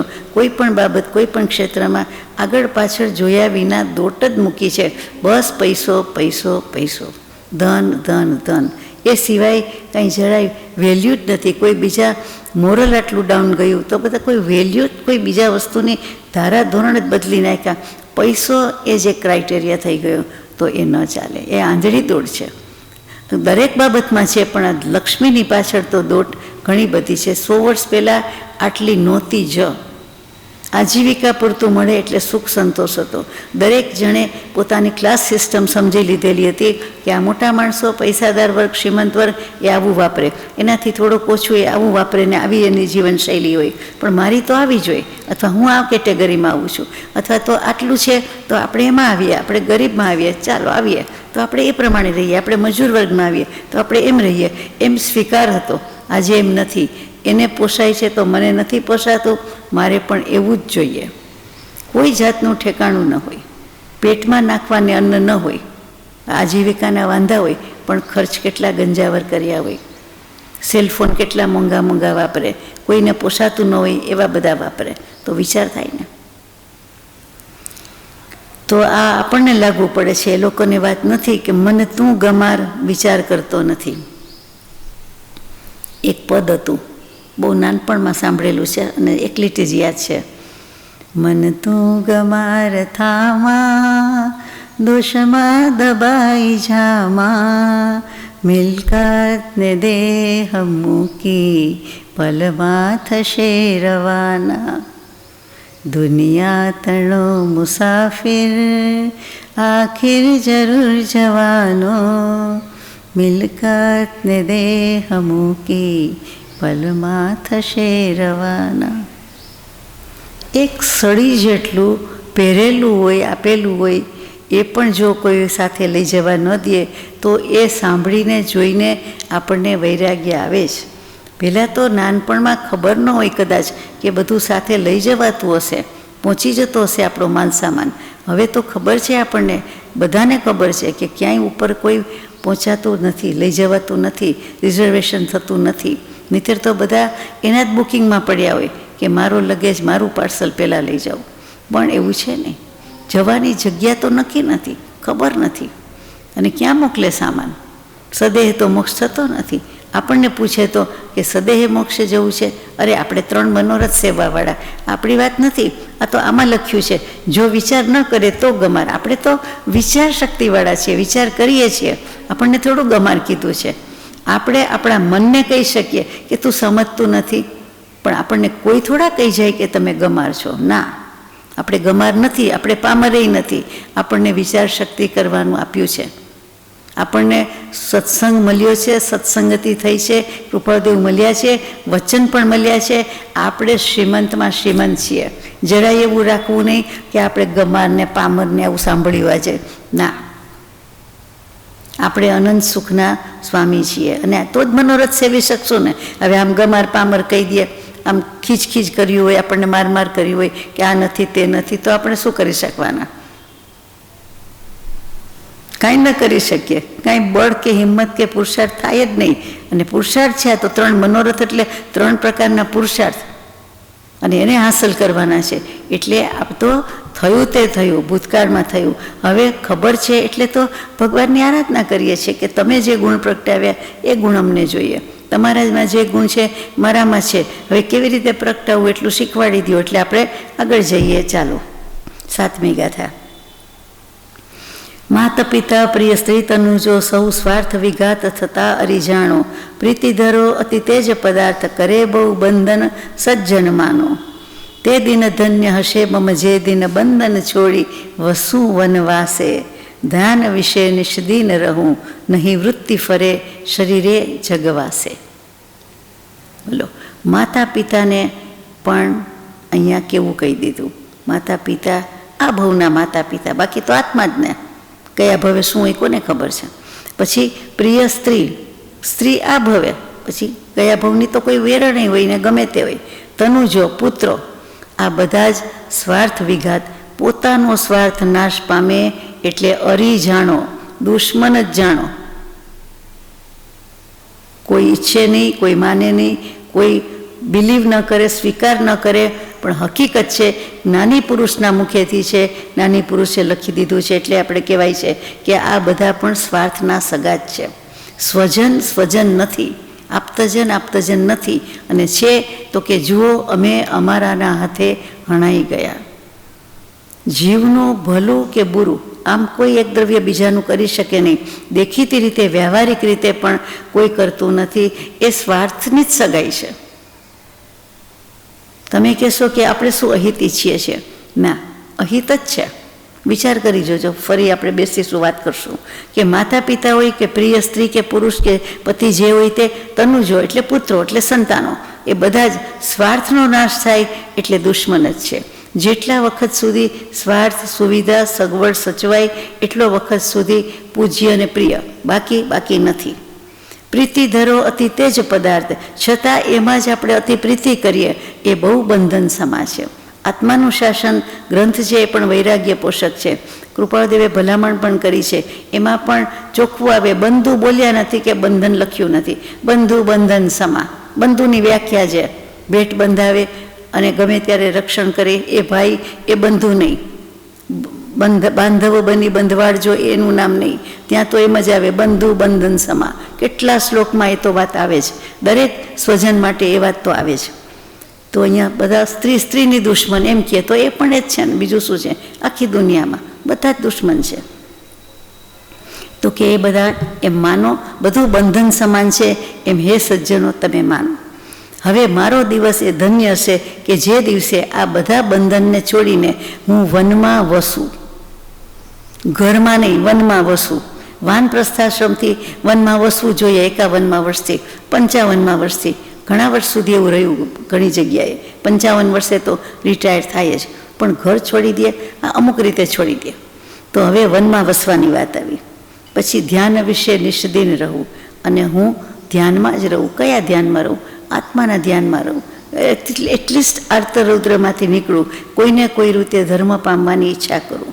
એટલે આરંભ પરિગ્રહનો ત્યાગ કરું, એના ઉપર આપણે આવી ગયા. પંચ મહાવ્રત ધારું, આરંભ પરિગ્રહનો ત્યાગ કરું, તો પછી રે ક્યાં? તો વનમાં જાય. નહીં વૃત્તિ ફરે શરીરે કે જગવાસે, એટલે શરીરમાં, દેહમાં પણ મારી વૃત્તિ નહીં રહે. અને જગવિલાસ, જગવાસે એટલે કે જગતના, આ ફાની જગતના, સ્વાર્થી જગતના વાસ, એમના ભોગ વિલાસમાં હું નહીં રહું. વાસ કહેતા ત્યાં વિલાસ, એમાં નહીં વસું. આ દુનિયાની કોઈ વસ્તુ મને સુખ પહોંચાડતી નથી, આપતી નથી, તો શું કામ એની પાછળ રહું કે એમાં રહું? કોઈક આત્મા જ એવો પદાર્થ છે જે મારી પાસે છે, હું છું, આપ છો. દરેકની પાસે પોતાનો આત્મા છે, તો એમાં જે સુખ છે આમાં નથી જ. એક પાક્કો નિર્ધાર થઈ જાય, અને એવી રીતે વૃત્તિ શરીરમાં ન રહે અને જગતના ભોગવિલાસમાં પણ ન રહે. એવો તે દિન મારો પરમ ધન્ય હશે. એમ અહીંયા આપણે અભિગ્રહ એટલે કે મનોરથ કરીએ છીએ, પ્રતિજ્ઞા લઈએ છીએ. જેમ બૃહદ આલોચનામાં આપણે ગાઈએ છીએ, બોલીએ છીએ કે તે દિવસ મારો પરમ કલ્યાણમય કે ધન્ય, કે હું આ પંચ મહાવ્રતનું પાલન કરી શકીશ ને સર્વથા અવ્રતનો ત્યાગ કરીશ. 8મી ગાથા છે. પંચ મહાવ્રત શુદ્ધ સ્વભાવથી જીવન અંત સુધી નિર્વાહું, વર્તન જીનની આણ પ્રમાણથી રંચ ચહું ન અતિક્રમવાહું, કેવળ જ્ઞાન થતાં સુધી આણ શિરે ધરી સમ્યક ભાવ વધારું, અવ્યાધિ જરા મરણે નહીં દેહ વિશે મમતા મનમાં પણ ધારું. પંચ મહાવ્રત શુદ્ધ સ્વભાવથી જીવનના અંત સુધી હું નિર્વાહ કરું. એટલે કે આપણે દીક્ષા લેતા હોઈએ અને મનસૂબો કરીએ, વૈરાગ્ય હોય, અને ચાલો હવે હું આ જીવનના અંત સુધી એટલે કે મૃત્યુ સુધી, દેહત્યાગ સુધી જિનેશ્વર દેવની આજ્ઞા સંઘ સમક્ષ લઉં છું, અને હું આ એમાંથી સહેજ પણ વિચલિત નહીં થાઉં. દીક્ષા ન હોય, પંચ મહાવ્રત ન હોય તો એમનેમ સંસારમાં રહીને, એને પંચ મહાવ્રત નથી કીધા, શ્રાવકના 12 વ્રત કીધા છે, કેટલીક પડીમાં કીધી છે, એવી પ્રતિજ્ઞા હું લઉં છું એમ કરીને એ રહે છે. અને હવે હું જીનની આજ્ઞા જરાય હું અતિક્રમ એટલે ઓળંગી નહીં જાઉં, હું ઉલ્લંઘન નહીં કરું, આજ્ઞામાં જ રહીશ. કેવળ જ્ઞાન થતાં સુધી આજ્ઞા શિરે ધરીને સમ્યક ભાવ વધારું. હું કેવળ જ્ઞાન થાય ત્યાં સુધી આ આજ્ઞા ધરું છું. સર્વસંગ પરિત્યાગ કર્યો, દીક્ષા લીધી, વૈરાગ્ય આવ્યો, સમ્યક દર્શન થયું, પછી જ દીક્ષા લેવાય. મોક્ષની દિશાનું, મોક્ષના માર્ગની દિશાનું ભાન હોય, કઈ દિશામાં જવું છે, પછી જ દીક્ષા લેવામાં આવતી, લેવામાં કે દેવામાં. એટલે કે સમ્યક દર્શન તો મુનિપણા પહેલાં ગૃહસ્થ દશામાં હોય. શ્રાવક એટલે જ સમ્યક દૃષ્ટિ હોય ને શ્રાવક કહેવાય. સત્શ્રદ્ધા, સદવિવેક અને સત્ક્રિયા. વ ક. સત્શ્રદ્ધા હોય એના પછી વ શ્રાવકનો, સત્વિવેક હોય અને પછી ક્રિયા હોય કનો, એટલે તો એને શ્રાવક કહેવાય. આ તો આપણે જન્મ્યા અથવા તો કંઈક આવ્યા એટલે મુમુક્ષુને શ્રાવક નામ બિરુદ મળી ગયું. વ્યાધિ જરા મરણે નહીં દેહ વિશે. મારા ગમે તેવા રોગના ઉદય આવશે અને ગમે તેવી વૃદ્ધાવસ્થા આવશે અને ગમે તેવું મરણ આવશે, પણ દેહ વિશે, આ દેહ વિશે હું મનમાં સહેજ પણ મમતા નહીં કરું. એટલે ત્યાં સંથારાની વાત આવી ગઈ, અનશનની વાત આવી ગઈ કે હું મહાવ્રતનું પાલન કરું છું, આરંભ પરિગ્રહનો ત્યાગ કર્યો છે અને હવે એક જ ઈચ્છા કે દેહ ત્યાગ વખતે એટલે કે મરતી વખતે જો આ બધું કર્યું હશે તો મમતા નહીં રાખું ને સમાધિ મરણ કરીશ, સમાધિ ભાવમાં જઈશ. એટલે કે સંથારો કરવાની વાત આવી ગઈ. 9મી ગાથા છે પાપ ઉપાધિ તજુ મુનિભાવ વ્રતે દૃઢતા મરણાંત સુધારું એ 3 મુજ મનોરથ આ ભવમાં સદાય ધરું ન વિસારું. આત્મ સ્વભાવ સુરક્ષિત હો મુજ દેહ તણી દરકાર ન રાખવું મૌન મહાવ્રત અંતરમાં ધરી સત્ય સદા વચન શુભ ભાખું. પાપ ઉપાધિ તજુ એટલે પાપ એટલે આરંભ પરિગ્રહ, એટલે પરિગ્રહ એનો હું ત્યાગ કરું. થાય એવું છે? ન થાય. કરવું જ પડે ને, જમવું પડે, નાહવું પડે, બોલવું પડે, તો બધું શું છે? સ્વમાં ત્યાગ કરે. તો પાપ ઉપાધિ તજુ એટલે ત્યાં કઈ ઉપાધિ છે? આહાર શરીરને ઉપધી પચખું પાપ 18 મરણ આવે તો ઓસીરું જીવવું તો આગાર. કે જે આપણે બોલીએ કે આહાર આ જીવને લેવો પડે છે તે, અને નવા નવા કર્મ બંધાય છે તે પણ આહાર વર્ગના ગ્રહણ કરીએ જ છીએ, એ પણ આહાર કહેવાય. તો કે આહાર પણ હવે ત્યાગ કરું છું, એમાં નથી કર્મ બાંધવા. શરીરનો પણ ત્યાગ, એટલે શરીરનો ત્યાગ એટલે આત્મહત્યા નહીં, શરીર ભાવનો, દેહ ભાવનો ત્યાગ કરું છું. અને પછી ઉપધી એટલે આજુબાજુનો જે કંઈ મારો પરિગ્રહ હોય, મુનિને મુનિ પૂરતો ને આપણને આપણા પૂરતો, ઉપાધિ નહીં ઉપધી એટલે બધી સાધન સામગ્રી. સામાયિક કરતા હોય તો એમ કે ચાલો મારું પાથરણું, સુવાની જગ્યા, બેસવાની જગ્યા, રજોહરણ, ગુચ્છો, જે કાંઈ પડી લેહણ કરવાનું, મુપત્તિ, જે બધું હોય તો એ સાધન ઉપકરણ, સાપડો વાપરતા હોય, પુસ્તક વાપરતા હોય તો એ બધા સાધન છે તો એ ઉપધિમાં જાય. એ ઉપકરણો, એના પરથી જ શબ્દ આવ્યો, એનો પણ હું ત્યાગ કરું છું.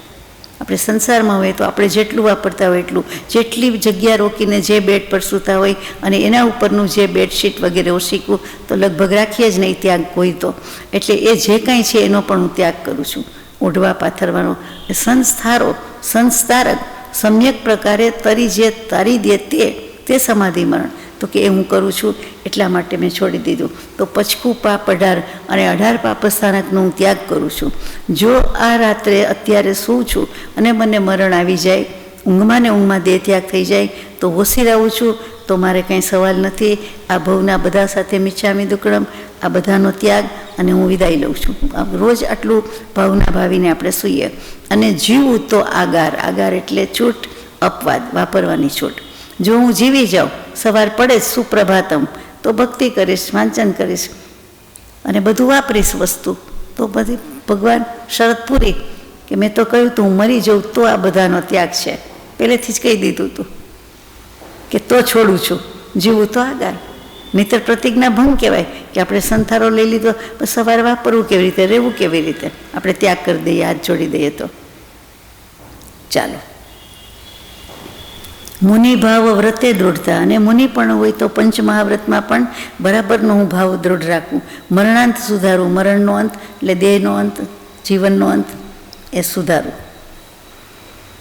એ 3 મુજ મનોરથ, હવે મનોરથના નામ આવી ગયા.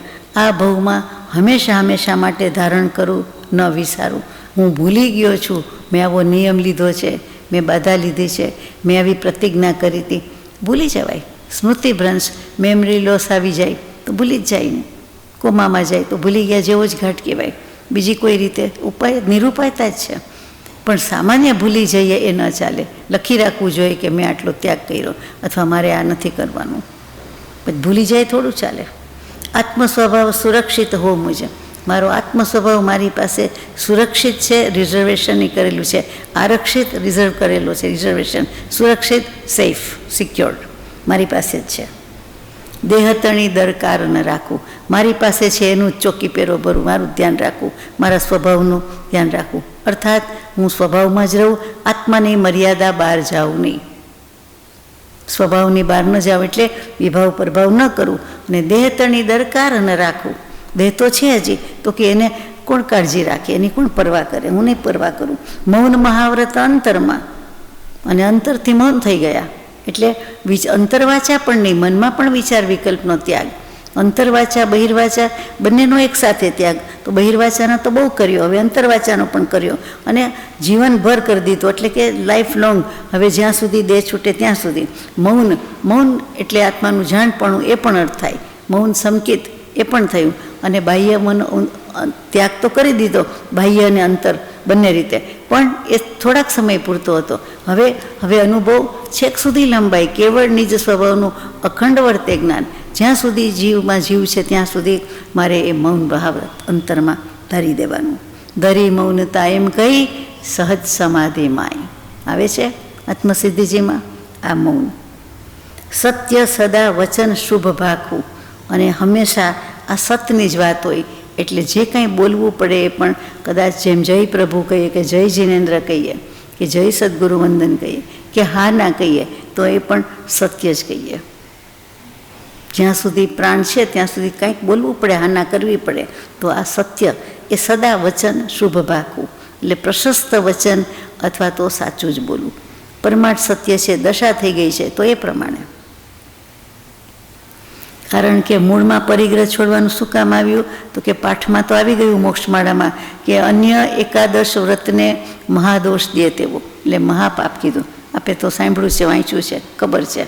અન્ય એકાદશ એટલે 11 શ્રાવકના 12 વ્રત હોય, 12માંથી 11, એ 11ને આંટી મારે, 11 એક બાજુ અને એક બાજુ આ પરિગ્રહ, એટલે કેટલું બધું કહેવાય. બ્રહ્મચર્યને પણ એમાં લઈ લીધેલું છે. એટલે ચાલો ગાથા નંબર 10. ઓળખ હે જીવ શુદ્ધ ગુરુપદ, તે વીણ દેહ ધરી ભટકે તું, દેહતણી નહીં ઓળખ સાચી, ન દેહ સગાઈ જરી હિત એ તું. ભાન વિના ભટકે ભૂત પ્રેત સમાન, કહે મૂળમું કી જ બીજું, ખાય પીએ દિન સર્વ ફરે નહીં, બંધન ત્રાસ પશુ સમ કીધું. હે જીવ તું ઓળખ. કોને? તને, આત્માને ઓળખ, શુદ્ધાત્માને ઓળખ. સંસ્કૃત ભણતા હોઈએ જો સ્કૂલમાં ક્યાંક બહુ શરૂઆતમાં જ પ્રાઇમરી લેવલે, તો એમાં એક વચન આવતું કે આત્માનમ વિદ્ધિ, એટલે આત્માને ઓળખ. નાના નાના ટચુકડા વાક્ય હોય, હું જાઉં છું, તે દોડે છે, અમે જમીએ છીએ, એવા બધા. તો એનું વચન કંઈક ઉપનિષદનું કે મોટા કોઈ શાસ્ત્ર કે વેદનું વચન છે, આત્માનમ વિદ્ધિ. જીના ગમમાં તો હોય જ કે આત્માને ઓળખો. બોલો કેટલું સરસ છે. પછી એક વચન એમ આવે કે આત્માનમ રથિનમ વિદ્ધિ, આત્મામાં રહેલો સારથીને ઓળખો. એટલે કે દેહ છે એ તો કેવો છે? ગાડું છે, વાહન છે, પણ એને ઓળખનારો કોણ છે? આત્મા. એમાં રહેલો કોણ? સારથી. સારથી જ ડ્રાઈવ કરે ને, તો આત્મા જ બધું ડ્રાઈવ કરે છે ને. સુખ દુઃખ રાગ દ્વેષ કોણ કરે છે? આત્મા. દેહ તો કરતો નથી. ચાલો, તો હે જીવ તું આત્માને ઓળખ. કૃપાળદેવ જૂઠાભાઈને, પૂજ્ય જૂઠાભાઈને બહુ શરૂઆતમાં અને છેક સુધી બહુ ઓછો સમય એમાં શું લખ્યું? શુદ્ધ ગુરુની તમને જરૂર છે, શુદ્ધ ગુરુની તમને જરૂર છે. આ વચન 75મા પત્રમાં. શુદ્ધ ગુરુપદ આમાં લખ્યું, હે જીવ ઓળખ શુદ્ધ ગુરુપદ, તે વીણ દેહ ધરી ભટકે તું. તું શુદ્ધ ગુરુને ઓળખ, શુદ્ધ ગુરુનું ઓળખાણ કર, અને પછી તો નિશ્ચયથી તું તારો જ ગુરુ છે, અનન્ય શરણ આપનાર કહીએ છીએ. આપણું ભાન કરાવે છે એટલું જ છે. દેહ તણી નહીં ઓળખ સાચી, તને દેહની જ ઓળખાણ નથી. દેહને પારખો માનતા જ નથી આપણે, દેહના લક્ષણ નથી જાણતા. ભૂતગલ છે તો આપણે કહીએ સડે પડે વિધ્વંસન કરે, તો એમાં સુખ દુઃખ રાગ દ્વેષ કેમ થાય છે એ પછી વિચાર નથી કરતા. ન દેહ સગાઈ જરી હિત હેતુ, આ દેહની સગાઈ કોઈ હિતનું કારણ જ નથી, હિતનો હેતુ જ નથી. આગળ આવી ગયું કે સ્વાર્થના જ સગા છે, તો દેહની સગાઈને શું કરવાનું છે? ભાન વિના ભટકે ભૂત પ્રેત સમાન. આ ભાન નથી, હજી પણ નથી, તો આપણે ભૂતને પ્રેતની જેમ ચારે દિશામાં ક્યાંય સુધી ઘણા લાંબા કાળ સુધી એનો આત્મા અતૃપ્ત જ છે, અને રખડ્યા કરે છે, ભટક્યા કરે છે. એમ આપણે પણ જુદી જુદી ગતિ યોની પર્યાયમાં રખડપાટ કરીએ છીએ. કહીએ મૂળ થકી જ બીજું, એટલે કે ભૂત પ્રેત પોતે પોતાને આત્મા છે એમ નથી માનતો, પોતાને બીજું સ્વરૂપ માને છે. બીજામાં પોતે પ્રવેશ કરવાનો ટ્રાય કરે, પરકાય પ્રવેશ, અને મૂળ મૂકીને, આત્મા મૂકીને બીજું પર જ ગ્રહણ કરે છે. ખાઈ પીએ દિન સર્વ ફરે, નહીં બંધન ત્રાસ પશુ સમ કીધું. અને જેવું કંઈ બંધન છે એને લાગતું જ નથી, ત્રાસ જ ઉપજાવે છે, પશુની જેમ ત્રાસ ઉપજાવે છે. ખાય છે, પીવે છે, બધું કરે છે, ફરે છે, હરે છે, એને આ સંસારમાં બંધન લાગતું નથી, જીવને બંધન લાગતું નથી. જેમ ભૂત પ્રેત ફરે છે અને પશુ ફરે છે, ચરે છે, એવું આપણે કરીએ છીએ જો સમજતા નથી તો. માટે હે જીવ, તું ઓળખ કે દેહ આ રખડાવે, આ દેહ રજળપાટ કરે છે, ક્યાં સુધી આ દેહ લેવા છે અને રખડાવા છે. ચાલો આપણે પૂરું જ કરીએ કે 10 ગાથા થઈ છે, કહેવાનું કહેવાય ગયું છે, ટ્રાય કરીએ. ભાવ ફરે સત્સંગ થયે, પણ ત્યાંય એને બોધની સોટીએ લાગે. તે જીવ કેમ હવે સુધરે, નહીં હિત અહિત વિચારથી જાગે. જો ભાવ ફરે તો જ થાય. ભાવ ક્યારે ફરે? સત્સંગ થયે ભાવ ફરે, અને ત્યાં પણ બોધની સોટી લાગે તો થાય. બોધ તો છે જ ભગવાનનો, અક્ષરદેહ તો ઓળખાણ છે, પણ ઓળખાણ જોઈએ તેવું નથી. તો જીવ હવે કેમ સુધરે પૂછે છે, નહીં હિત અહિત વિચારથી જાગે. હિત ને અહિતનો વિચાર હજી એને જાગતો જ નથી. કર્મ મહાબળવાન છતાં પુરુષાર્થ સદાય વસે જીવ પાસે. કર્મ બળિયા છે તો પુરુષાર્થનું નામ જ પુરુષાર્થ, એટલે બહાદુરી, સાહસ, પરાક્રમ એક વધારે કરી શકે એમ છે. એ જીવની પાસે છે. એ જ ઉપાય ઉપાસી રહો. પુરુષાર્થ જ ઉપાય છે 5 સમવાયમાં પણ. શુભ સાધનનું ફળ શુભ જ થશે. શુભ એટલે સારું, અને શુભ એટલે કલ્યાણ અને હિત, એટલે કલ્યાણ જ થશે. મોક્ષનો માર્ગ છે, કલ્યાણનો માર્ગ છે, સાધન પણ એ છે, તો એ જ ફળ થાય. 12મી ગાથા છે, માત્ર મનોરથ તારી શકે નહીં, બિન મનોરથ સાધન ક્યાંથી. સાધન સત્ય યથાર્થ શોધી, સુભક્તિ કરે શરૂઆત જ ત્યાંથી. માત્ર હું ઈચ્છા રાખું તો ન મેળ પડે. પોપટની જેમ બોલી જઈએ, બિલ્લી આવે ઉડી જાવ, બિલ્લી આવીને ગળેથી પકડીને ખાઈ જાય, દેહ ત્યાગ થઈ જાય તો પણ બોલ્યા જ કરે, પણ ઉડવાનું નામ નહીં, તો ક્યાંથી થાય? આચરણમાં મૂક્યું નહીં. તો માત્ર મનોરથ કરવાથી તરી નહીં જવાય, અને બિન મનોરથ સાધન ક્યાંથી? અને મનોરથ નહીં કરીએ તો, ઈચ્છા નથી કરતા તો સાધન ક્યાંથી મળવાના છે? એટલે સાધન સત્ય યથાર્થ શોધી, એટલે સાધન સાચું શોધવાનું છે. યથાર્થ એટલે યથાર્થ, આત્મા જેમ છે તેમ, સદગુરુ કે સત્સંગ જેણે અનુભવ્યો છે એની પાસેથી મળે, અને ત્યાંથી સુભક્તિ કરે શરૂઆત જ ક્યાંથી? તો એ સુભક્તિની શરૂઆત થાય. સુભક્તિ મોક્ષ જ લઈ જાય આપણને. શ્રેષ્ઠ ભક્તિ, ઉત્તમ ભક્તિ. ખાલી ભક્તિ હોય તો પણ આપણને સમ્યક દર્શન થઈ જાય, તો સુભક્તિ, ઉત્તમ ભક્તિ હોય તો મોક્ષ જ આપે કે બીજું કાંઈ. ભક્તિ કરી ભગવાન પીછાણી, ભક્તિથી ભગવાનની પીછાણ થશે. અહોનિશ તલ્લીનતા સુખ આપે. અહોનિશ રાત દિવસ એમાં જ તલ્લીનતા હોય, આપણને સુખ આપે છે. દૃષ્ટિ સમાન ઘણી બધી સૃષ્ટિ, કરો સવડી પછી પાપ ન વ્યાપે. આ જેવી દૃષ્ટિ છે તેવી સૃષ્ટિ. આપણે તો બચપણથી બોલતા સાંભળતા આવ્યા કે દૃષ્ટિ તેવી સૃષ્ટિ. તો આપણી નજરમાં સાચું હોય, આપ ભલા તો જગ ભલા, આપણે સારા તો દુનિયા સારી. તો આપણી દૃષ્ટિ જ સુધારી દઈએ, પતી ગઈ ને વાત. આમ પણ અધ્યાત્મની સૃષ્ટિમાં સમસ્ત ખેલ દૃષ્ટિનો જ છે. મિથ્યા દૃષ્ટિ ને સમ્યક દૃષ્ટિ. તો મિથ્યા દૃષ્ટિ મટાવી દઈએ, પોતાના આત્મા જેવી જ દૃષ્ટિ રાખવી, એનું નામ આત્મદૃષ્ટિ. કરો સવડી પછી પાપ ન વ્યાપે. અવળી દૃષ્ટિ છે એની સવડી, એટલે કે સમજ અવળી છે એની સવડી કરી લઈએ તો પછી પાપ વ્યાપતું નથી, પાપનો વિસ્તાર વધતો નથી, છે તે ખપી જાય છે. 13મી ગાથા છે, મોહ વિકાર વડે જગ દુઃખી, ટળે સુવિચાર થકી જ વિકારો. સમ્યક દૃષ્ટિ સદાય સુખી ગણ, હોય ભલે નરકે બહુ મારો. ચક્રિતણા સુખ પૃથ્વી વિશે બહુ, તોય ન તૃપ્તિ અનુભવનારો. ત્યાગ વિરાગ સુદૃષ્ટિ સહિત, અનંત સુખી જીવને કરનારો. આ ઉપજે મોહ વિકલ્પથી સમસ્ત આ સંસાર. મોહના વિકલ્પથી જ, મોહનો અર્થ ત્યાં મિથ્યાત્વ. અહીંયા મોહ વિકાર એટલે મિથ્યાત્વ હોવાથી એના જ બધા વિકાર, પરિવર્તન, ફેરફાર, પરિણમનથી આખું જગત દુઃખી છે. અને એ સુવિચાર થકી જ આ વિચાર જાય છે. જ્યાં પ્રગટે સુવિચારણા ત્યાં પ્રગટે નિજ જ્ઞાન. આ વિકાર બધા સુવિચારણાથી જ જાય છે. સમ્યક દૃષ્ટિ સદાય સુખી ગણે તો સુખી જ હોય ને. નરકમાં હોય તો પણ એને બધા માર પડતા હોય તો પણ એ તો ગમે એટલું કરો પણ સુખી જ છે. પોતાના આત્મામાં છે, અંતરમાં સુખ છે. ચક્રિતણા સુખ અને આ પૃથ્વી ઉપરનો ચક્રવર્તી જેવા સુખ હોય તો પણ તૃપ્તિ નથી. શુભુણ ચક્રવર્તી આપ જાણો જ છો, બીજા પણ કેટલાક હશે દૃષ્ટાંત, તો એ અનુભવતો જ નથી. અને ત્યાગ વિરાગ સુદૃષ્ટિ સહિત અનંત સુખી જીવને કરનારો. જો ત્યાગ અને વૈરાગ્ય આવા સમ્યક દૃષ્ટિ સાથેનો હશે તો એ તો આપણને અનંત સુખમાં એટલે મોક્ષમાં લઈ જનારો છે. છેલ્લી ગાથા છે, સમ્યક જ્ઞાન દીવો સમજો, ધરી દીપક હાથ કુવે પડશે તે. જે નહીં વીરતિ ભાવ ધરે, નહીં અંત સમાધિ સુખે કરશે જે.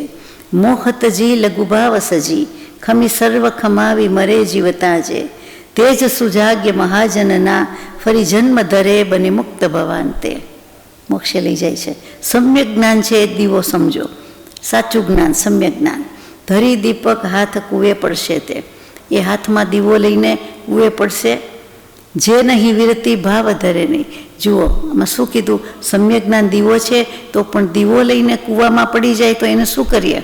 એટલે એટલું સમ્યક જ્ઞાન કામ નહીં આવે. સમ્યક જ્ઞાન હોય, સમ્યક દર્શન બંને સાથે છે તો પણ બાકી છે. સમ્યક ચારિત્ર નહીં હોય તો નહીં કામ આવે. જે નહીં વિરતિ ભાવ ધરે નહીં. વિરતિ જ્ઞાનસ્ય ફલમ વિરતિ, એ ત્યાગ નથી. જો વિભાવ નથી, વિભાવનો ત્યાગ નથી કર્યો તો એક શું કરે? અંત સમાધિ સુખી કરશે જે. આગળ નહીં છે એટલે કે એ અંતે પણ સમાધિ સુખમાં જઈ શકશે જ નહીં.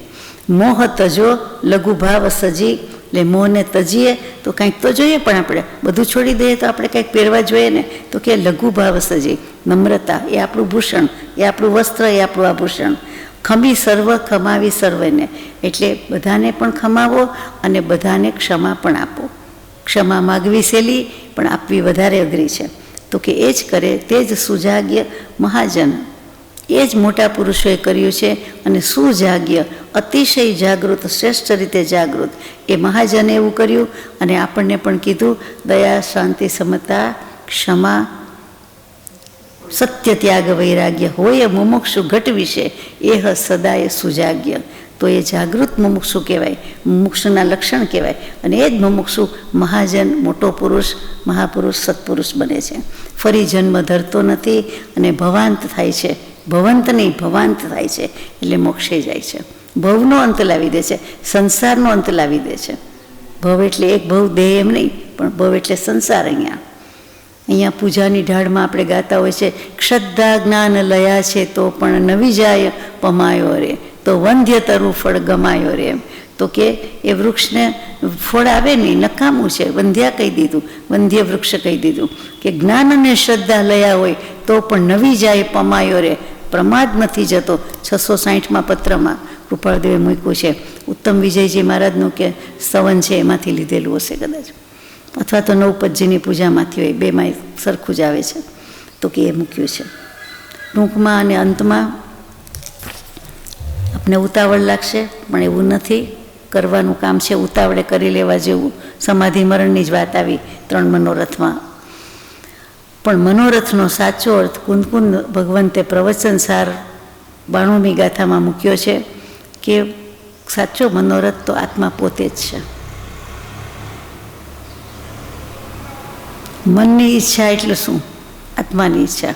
જે કાંઈ કયો આત્મા એ આત્માને, આત્મા વડે, આત્મા માટે, આત્મા માટેનું, આત્મામાંથી બધાને જે કયો ષટકારક આત્મા જ કરવાનું છે ને.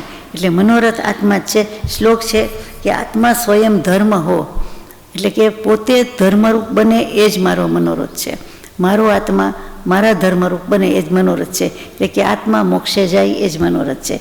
આત્મા ધર્મ પામે એ જ મનોરથ. એટલે કે આત્મા ધર્મ તે બે એક જ છે ને. સમ્યક દર્શન જ્ઞાન ચારિત્ર રૂપી પરિણતિ, અને એ પરિણત થયેલો આત્મા એટલે પરિણમિત આત્મા, જેમાં 3 વસ્તુ આવી ગઈ, રત્નત્રય. એટલે એ સ્વયં જ મોક્ષ તો છે, મોક્ષ માર્ગે છે.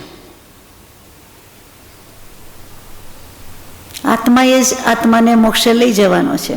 અને આત્માને આત્મા વડે જ આત્માનું કલ્યાણ કરીને મોક્ષમાં પહોંચાડી શકે છે. એટલે ઉપાય પણ એ છે, માર્ગ પણ એ છે, અને મોક્ષ પણ એ છે. તું છો મોક્ષ સ્વરૂપ, આત્મા જ મોક્ષ સ્વરૂપ છે. અને સાદી ભાષામાં આનું ગુજરાતીમાં કહું તો આત્મા થઈને રહે એટલે બસ, આત્મા થઈને બોલે તો બસ, આત્મા થઈને આરાધે તો બસ. એક આત્મા જાણ્યો તેને સર્વ જાણ્યું.